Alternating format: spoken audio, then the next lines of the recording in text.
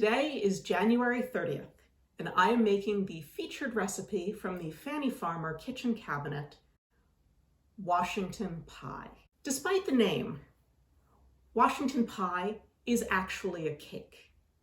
And today happens to be my mother's birthday, so what better reason to bake a cake?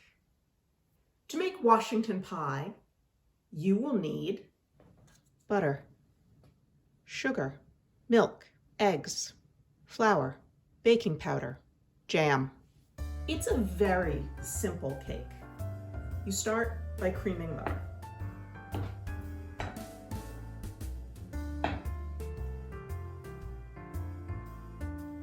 Then add sugar gradually. After incorporating the butter and sugar, well-beaten eggs.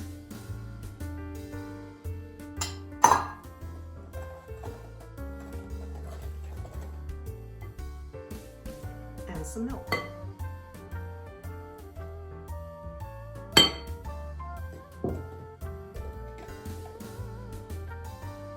And then the dry ingredients. Flour sifted with baking powder.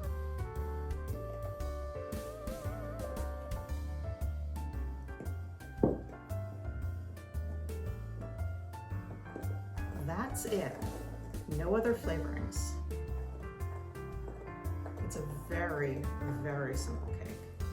You may be wondering why a cake is called a pie.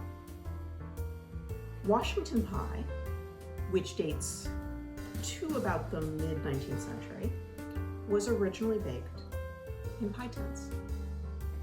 And anything baked in a pie pan was a pie.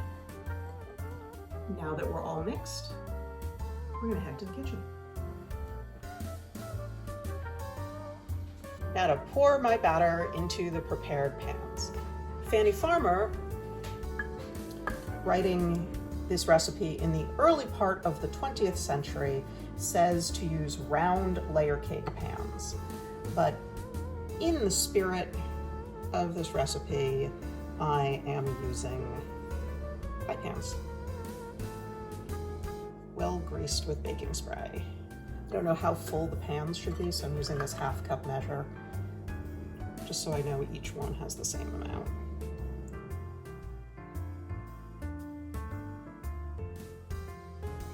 Since there were no instructions about what temperature to bake them at or how long, I'm putting them in at 350, and I will keep an eye on them until a toothpick comes out clean.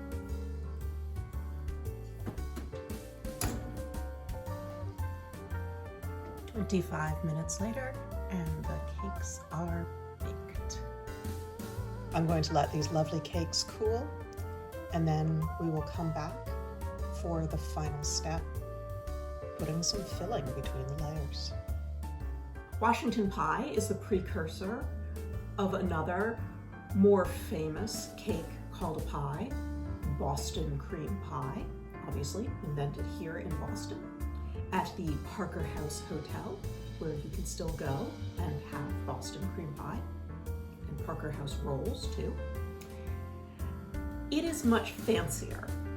Boston cream pie is 2 layers of sponge cake with pastry cream between and chocolate on top. Washington pie has jam between the layers, like its British counterpart, Victoria sandwich. The cakes are cooled, and I'm just going to level this one. Not the world's greatest leveling job. And it's time for a layer of jam.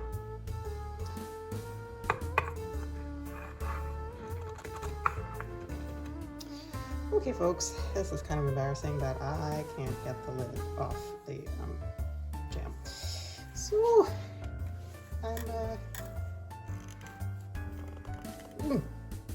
nope. So I'm gonna wait until Scratch gets home, and then we're gonna continue this. Never mind, I did it. I was not gonna let this stupid jar defeat me. Fannie Farmer says specifically to use raspberry jam between the layers, but I didn't have any in the house, but I did have this jar of lingonberry jam from IKEA, of course. And why not, right?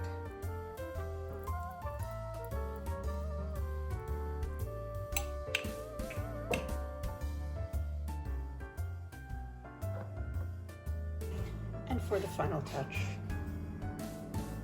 a little powdered sugar.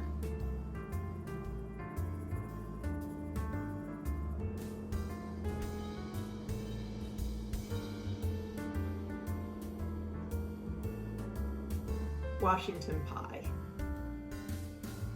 Well, let's see how it tastes.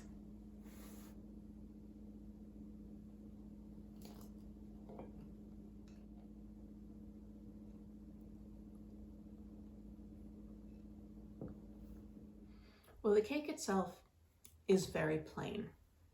It's perfectly pleasant. It's got a very nice texture, but it could use just a little something. I think if I made this again, I would add some vanilla or maybe some lemon zest. I think that would be very nice and go very nicely with the jam. The lingonberry jam is fine. I kind of think I should have gone with the raspberry. For one thing, it would have helped glue the layers together a little better. The lingonberry is really a preserve and it's got whole berries in it. Also, I could have done a better job about leveling the bottom cake. Baking the cakes in pie tins did mean that they do this, so I might have been better off flipping the bottom layer so that the cakes were bottom to bottom and then having it leveled off to sit flat on plate. Lessons learned, never baked a cake in a pie tin before. I think it's a winner. Minimal ingredients, tasted good, came together quickly, baked relatively quickly. I really like the crunchy edges that baking it in the pie tins created. What's not to love? Give it a try. Let me know what you think. And enjoy Washington pie. Happy birthday, Mama.